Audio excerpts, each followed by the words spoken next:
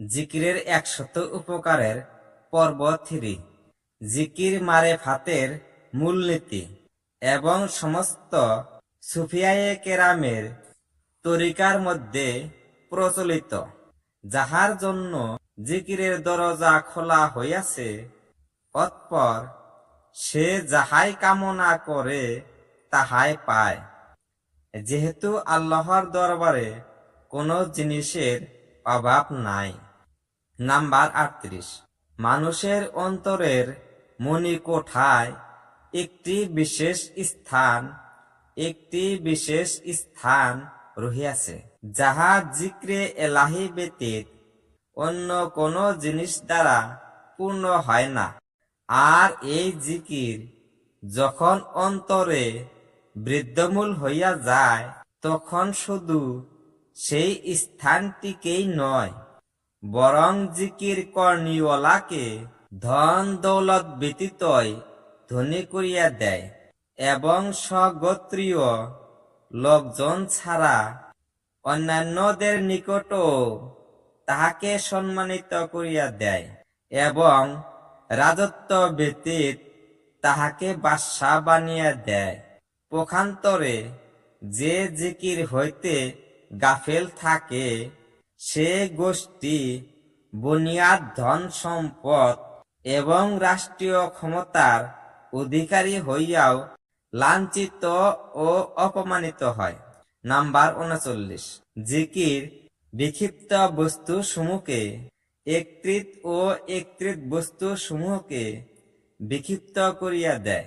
বিক্ষিপ্তকে একত্রিত করিবার অর্থ এই যে, মানুষের অন্তরে যে সমস্ত আছে বাজে চিন্তা ও ফিকির উহাকে পেরেশান করিয়া তোলে। জিকির ওই সমূহকে দূর করিয়া একাগ্রতা ও শান্তি পয়দা করিয়া দেয়। একত্রিত ভূতকে বিক্ষিপ্ত করিবার অর্থ এই যে, মানুষের অন্তরে যে সমস্ত চিন্তা ফিকির এবং পেরেশানি পুঞ্জীভূত হইয়া থাকে, ওই সব বিদূরিত করিয়া দেয় এবং শয়তানের সৈন্য বাহিনীকে অন্তর হইতে তাড়াইয়া দেয়।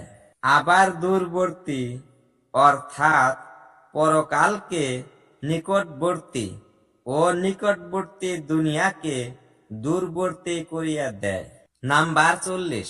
জিকির মানুষের অন্তরকে নিদ্রা হইতে জাগ্রত এবং গাফিলত হইতে সতর্ক করিয়া দেয় এবং মানুষের অন্তর যতক্ষণ পর্যন্ত অসতর্ক থাকে আপন লাভালাভকে খোয়াইতে থাকে। নাম্বার 41। জিকির একটি বৃক্ষ, উহাতে মারেফাতের ফল ফলিয়া থাকে। সুফিয়ানদের পরিভাষায় উহাকে মাকাম এবং হাল বলা হয়। জিকির যত বেশি হইবে, ওই বৃক্ষের শিকড়ও তত মজবুত হইবে এবং শিকড় যত মজবুত হইবে, বৃক্ষে তত বেশি ফল ফলিবে। নাম্বার 42। জিকির দ্বারা সেই আল্লাহ পাকের নৈকট্য লাভ হয়, যাহার জিকির করা হয়, উপরন্ত তাহার সঙ্গ লাভ হয়। নাম্বার 43।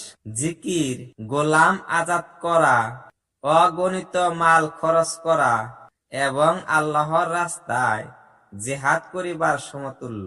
নাম্বার 44। জিকির শোকরের মূল্য। যে জিকির করিল না, সে আল্লাহর শুকরিয়াও আদায় করল না। হাদিসে বর্ণিত আছে, হযরত মুসা আলাইহিস সালাম আরজ করিলেন, হে আল্লাহ, আমার উপর তোমার অফুরন্ত ইহসান, সুতরাং তুমি আমাকে এমন পন্থা দেখাইয়া দাও, যার দ্বারা আমি তোমার বেশি বেশি শুকর আদায় করিতে পারি। এরশাদ হইল, হে মুসা, তুমি যত বেশি বেশি আমার জিকির করিবে, তত বেশি আমার শুকরিয়া আদায় হইবে। অন্য হাদিসে বলা হইয়াছে, হযরত মুসা আলাইহিস সালাম বলেন, হে আল্লাহ, তোমার যথাযথ শুকরিয়া কিভাবে হইতে পারে? উত্তর আসিল, তোমার জবানকে সর্বদা জিকির দ্বারা তরুতাজা রাখো। নাম্বার 45, পরহেজগার ব্যক্তিদের মধ্যে আল্লাহর নিকট সবচেয়ে সম্মানিত ওই ব্যক্তি যে সর্বদা আল্লাহর জিকিরে মগ্ন থাকে, যেহেতু পরহেজগারের পরিণাম হইল বেহেশত, আর জিকিরের পরিণাম হইল আল্লাহর নৈকট্য লাভ।